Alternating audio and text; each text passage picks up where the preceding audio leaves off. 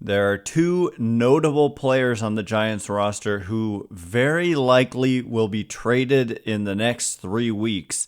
And if we're thinking about adding a Blake Snell, for example, maybe we're talking about even a third player to be traded. You are Locked On Giants, your daily San Francisco Giants podcast. Part of the Locked On Podcast Network, your team every day.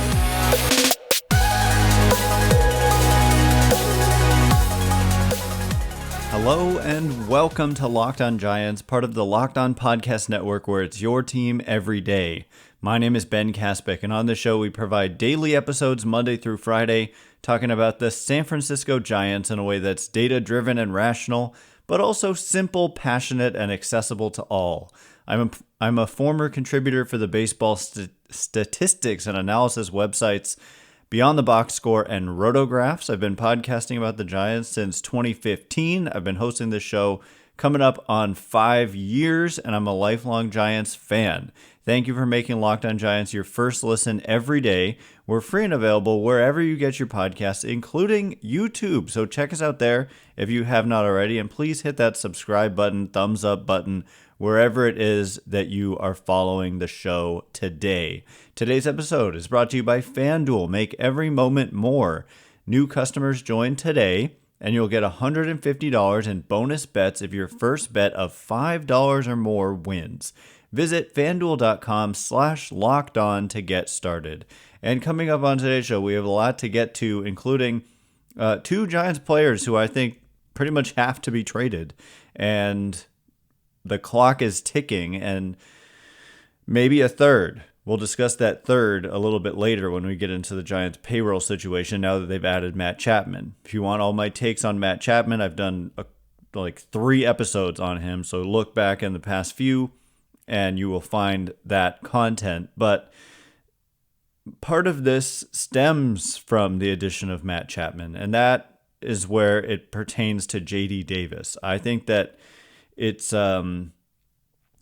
pretty clear that JD Davis is the one who is the most expendable due to the addition of Matt Chapman. And not just the most expendable, but it's hard for me to see a place for him on the roster.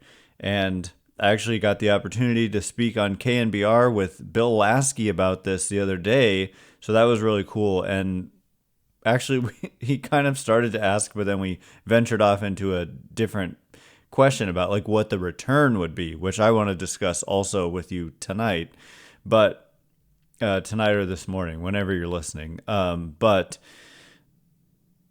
basically, there's no room for him on the roster because Matt Chapman's going to play third.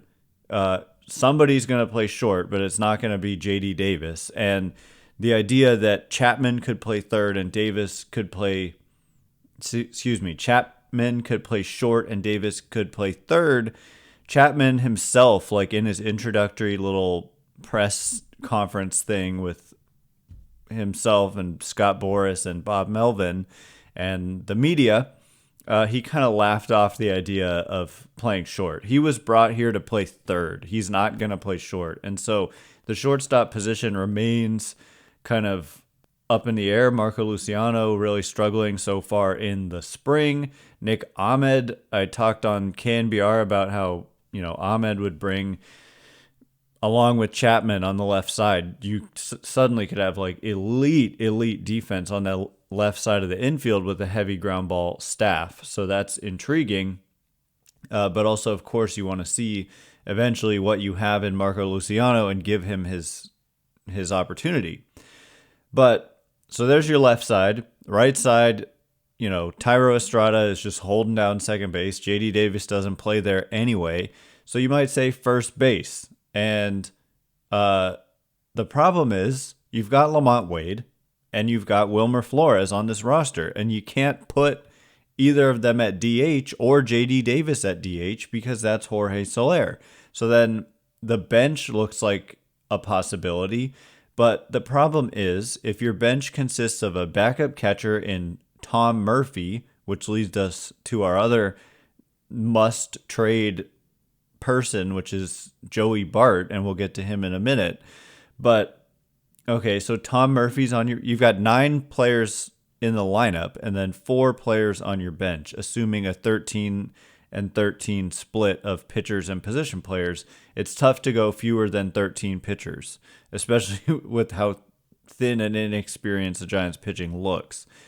So there's no way they can sustainably go with 12 pitchers. So you're talking about 13 position players, and you're not allowed to go more than 13 pitchers. So we're talking 13 and 13, even split. So you've got a backup catcher, you've got Wilmer Flores, and then Austin Slater. He's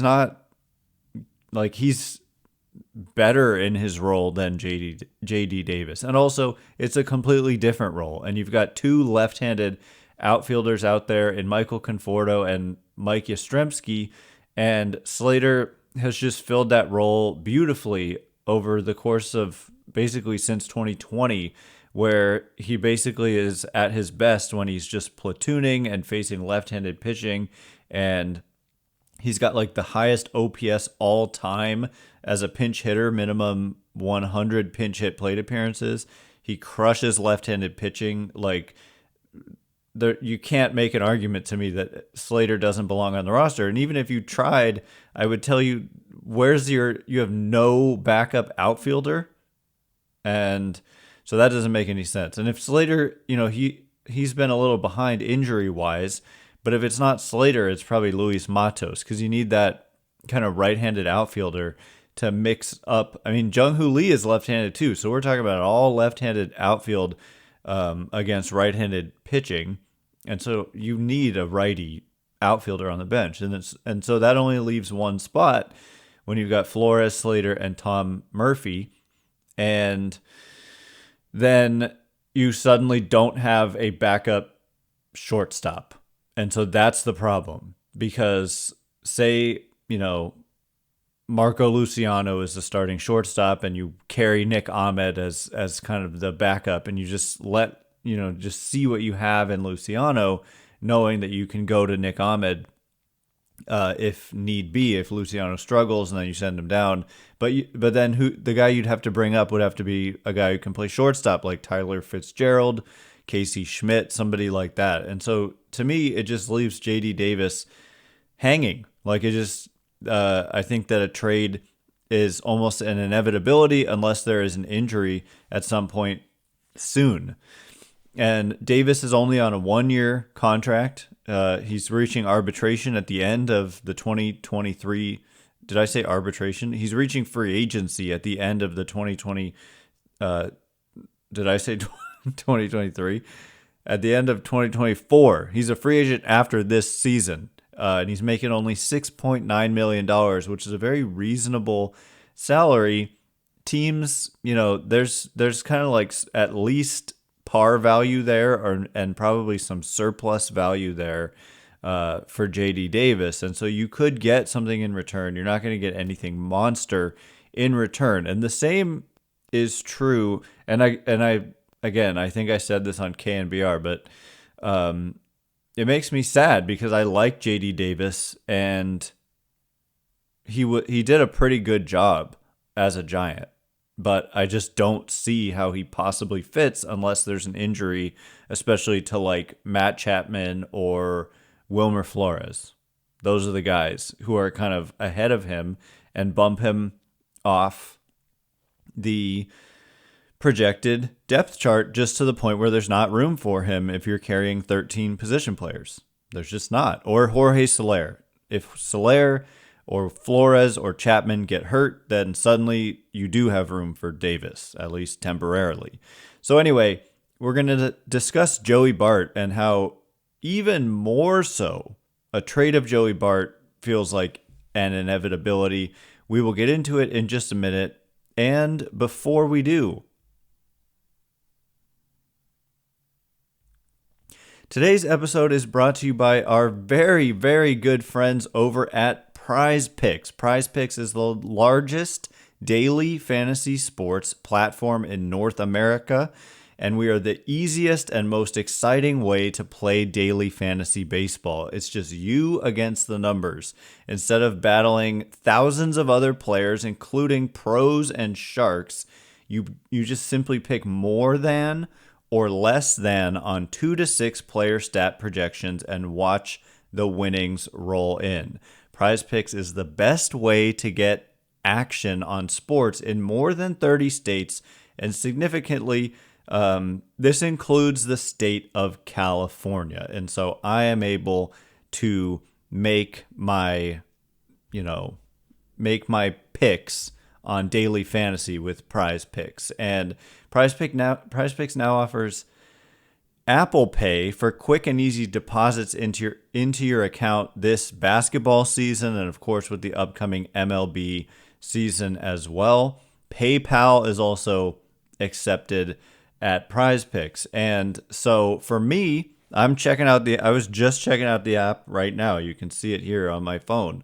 I'm looking at, for baseball, there's more or less on home runs, stolen bases, multi-homer games, 10-plus strikeout games, total strikeouts, hits, RBIs, and we're just picking more or less on season stats for baseball. But you can get a little more granular, I think, if you go and look at a sport that's in season. So I can't wait till we're in season with Prize Picks. It's going to be a ton of fun. So download the app today and use code LOCKEDONMLB for a first deposit match up to $100. Download the app today. Use code LOCKEDONMLB for a first deposit match up to $100. Pick more, pick less. It's that easy with Prize Picks.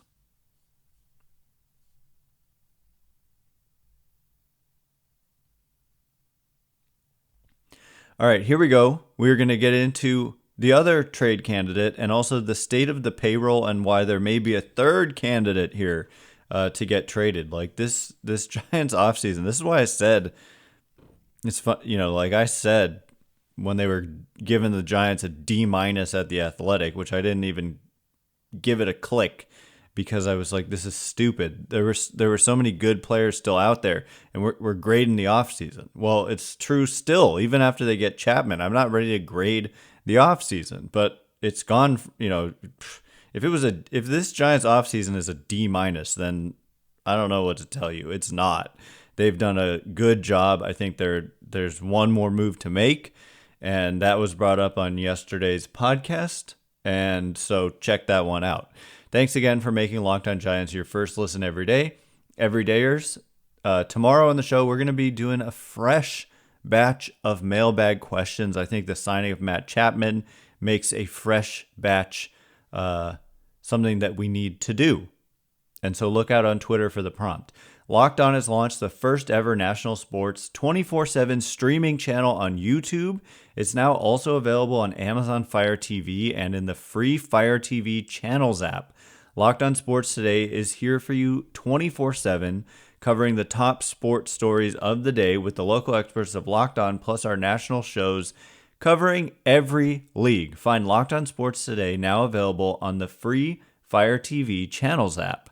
So, Joey Bart, he's gone. Like, he's been gone for years, but he's actually probably going to be gone for real this time.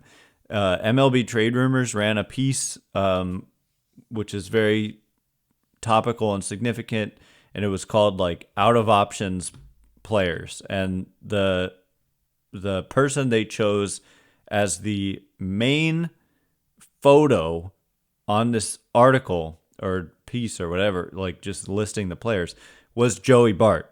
And so that's a good thing if you're the Giants, because that means, he's a high profile guy. And like those of us, that's the thing about when you've watched a player versus when you haven't, like up close, like other teams might have a different perception of Joey Bart than the Giants have. And a different perception than we as fans who have watched him struggle have. Joey Bart always has great spring trainings. I think the numbers are looking solid already. Like he's a spring training monster, which is yet another example of not always trusting spring training results and that they'll translate. In fact, it's never a good idea to do that. But he's finally out of options. They literally signed Tom Murphy, and obviously Patrick Bailey did what he did last year, and so there's just it's not a competition between Bailey and Bart, and it's, Tom Murphy, they signed to like a guaranteed 2-year major league deal with a 3rd-year club option, and so that's not a competition either. The writing is on the wall. Joey Bart is getting dealt unless there's an injury, and the thing about being out of options, like JD Davis, they could somehow like manipulate their way into keeping him on the roster if they don't find a deal that they like.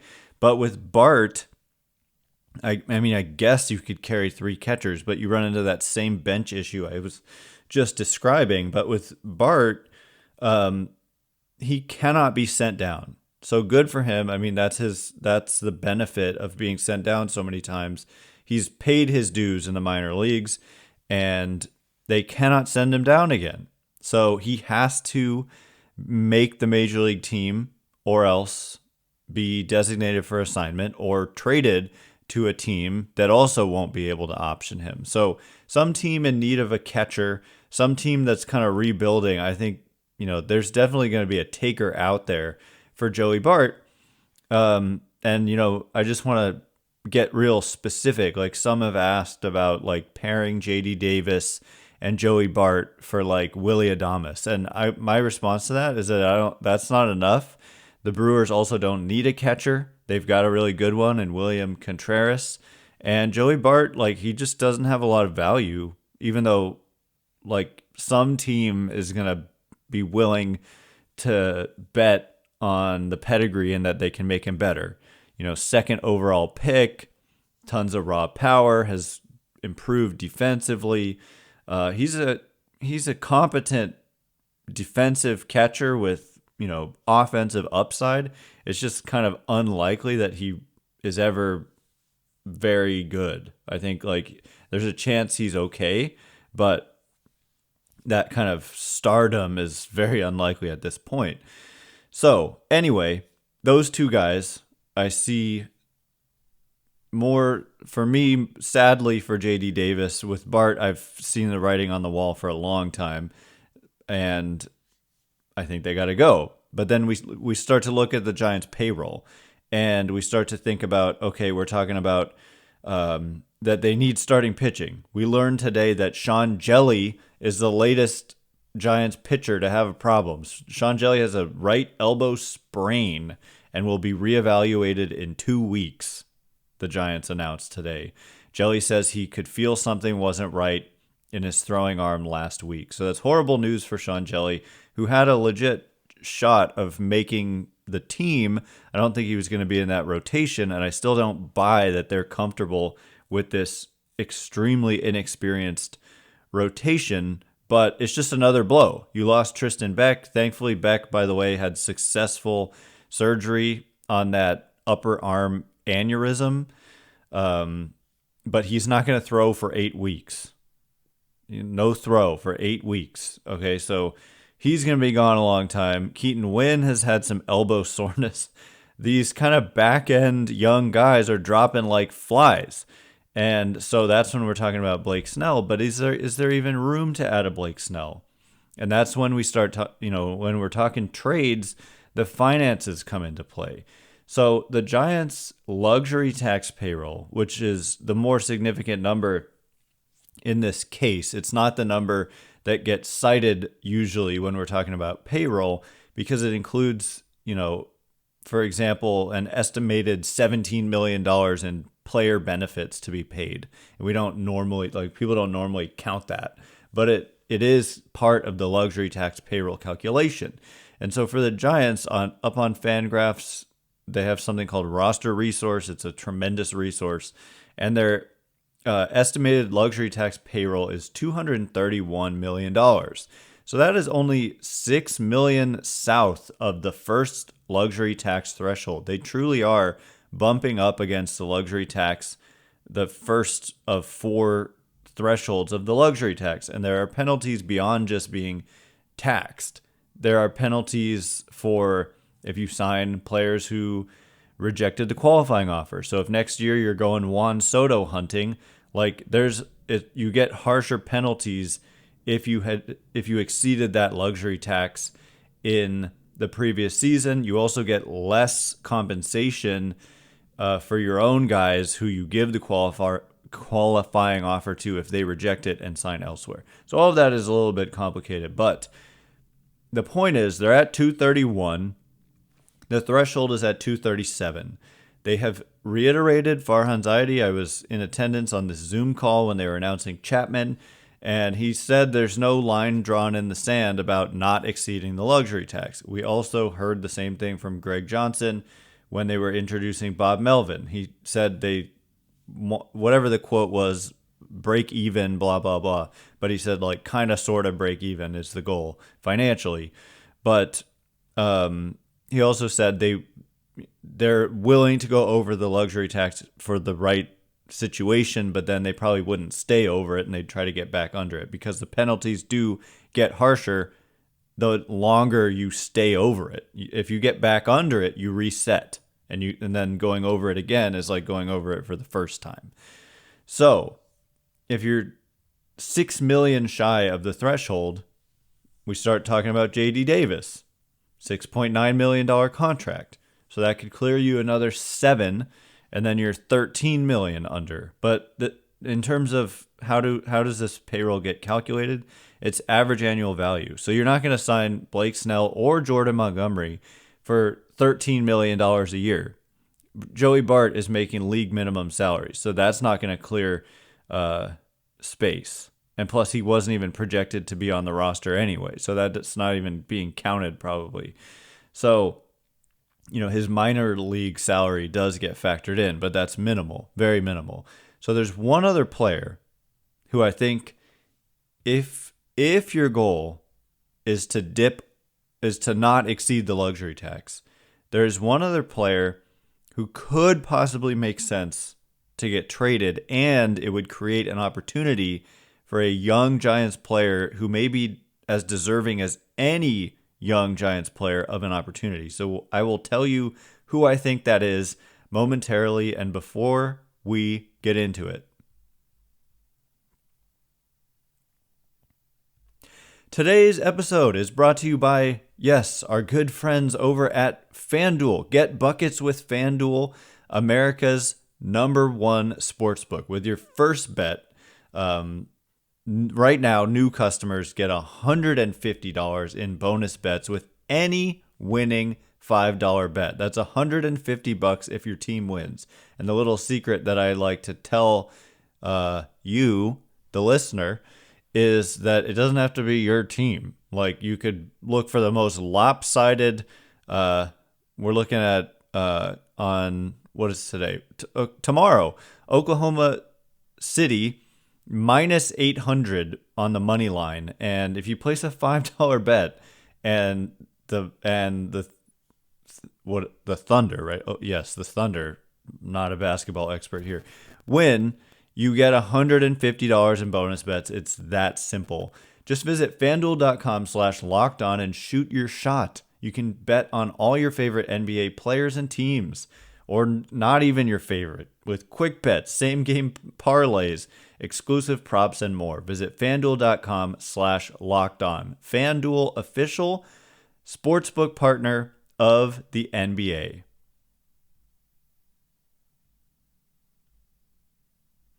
All right, here we go. We're going to get into this mystery player who I think could possibly be traded, but I think it's more of a long shot. I really feel like Davis and Bart, like I would, unless there's an injury and those do happen, then I think they're gone. I mean, Bart in particular, like, I think Sabol's ahead of him too. And so even if there was an injury to a catcher, I think you might see, although Sabol has options now, right? Last year as a Rule 5 pick, they could not send him down.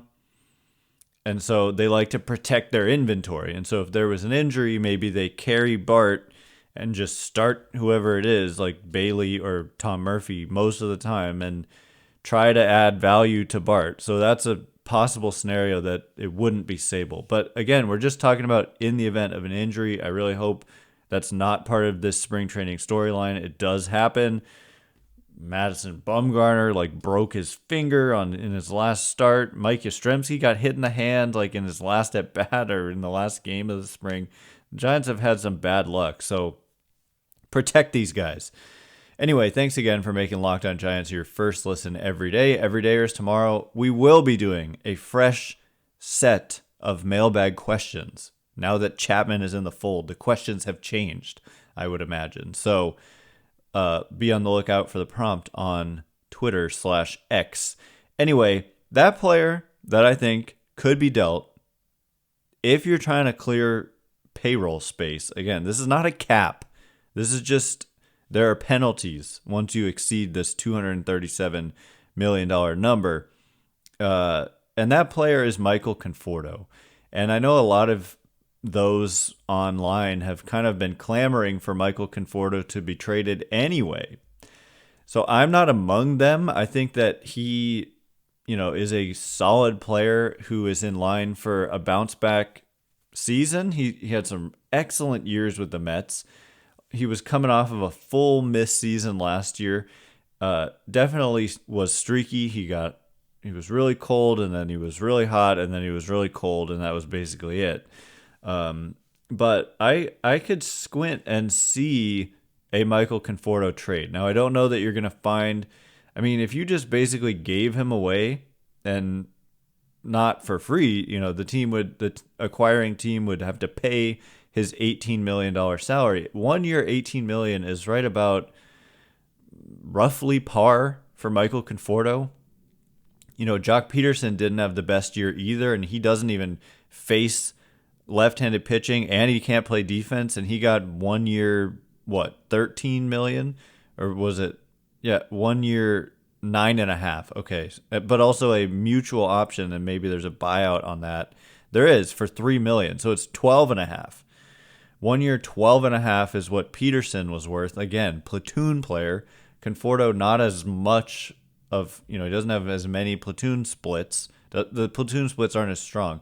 Anyway, I think that Conforto is probably a little bit underwater, but a 1 year deal for a guy with his track record, I think you could find a taker, especially if you're willing to pay a little bit, at least, of the salary. And then if you're inevitably going to trade J.D. Davis as well, and his $7 million, you could clear $25 million, and then suddenly that, whatever it is, $6 million that you're currently away from the luxury tax threshold becomes, what did I say?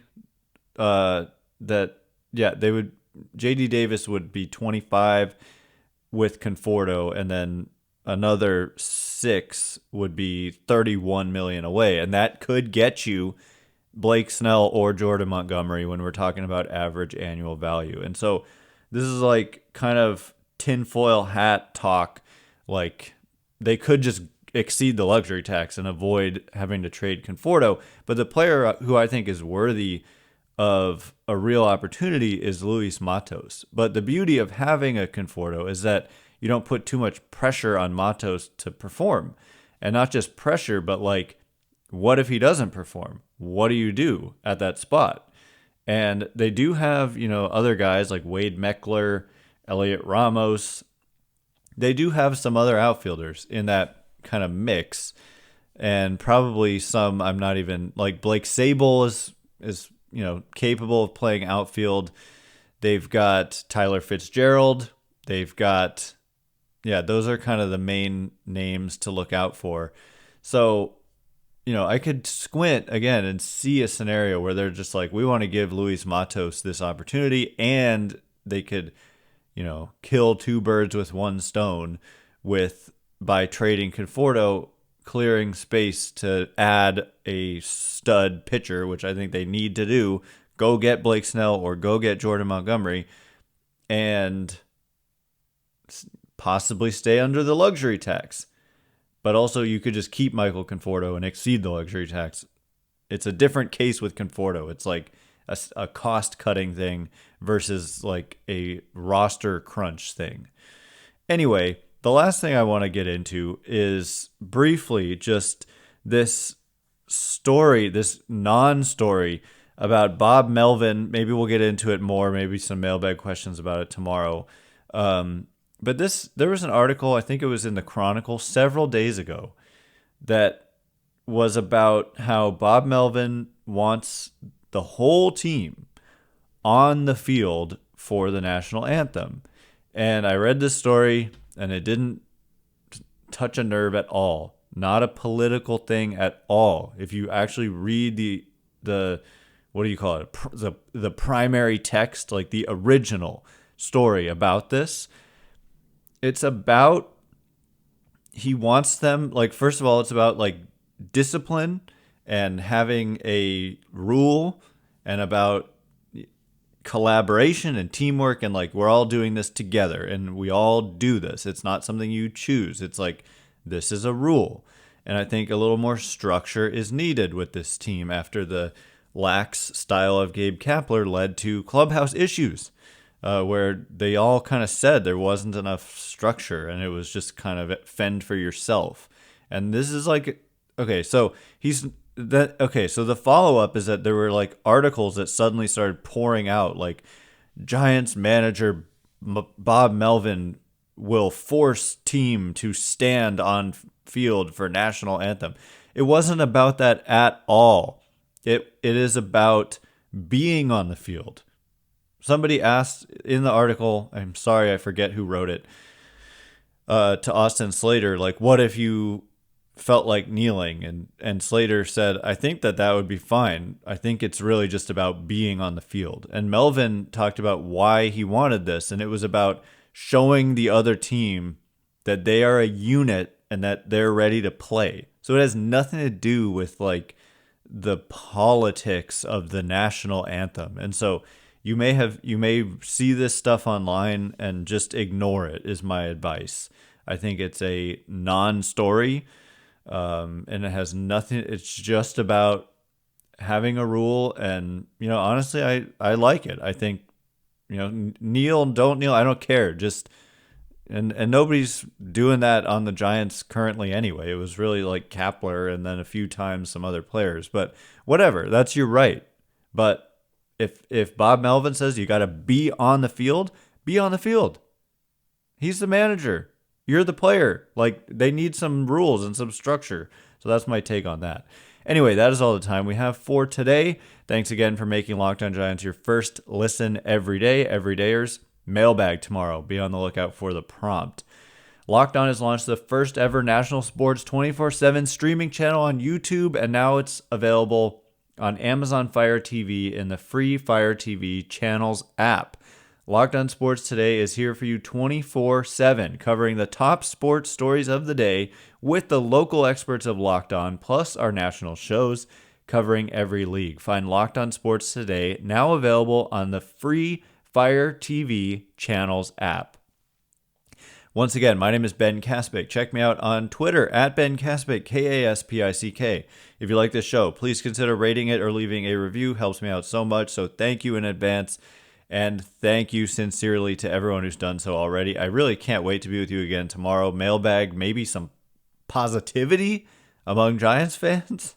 I'm not saying you're all negative, but there's reason for positivity, and it's been a while, it feels like. So we'll see. We'll see what the questions look like as they come rolling in. And I hope to hear from you.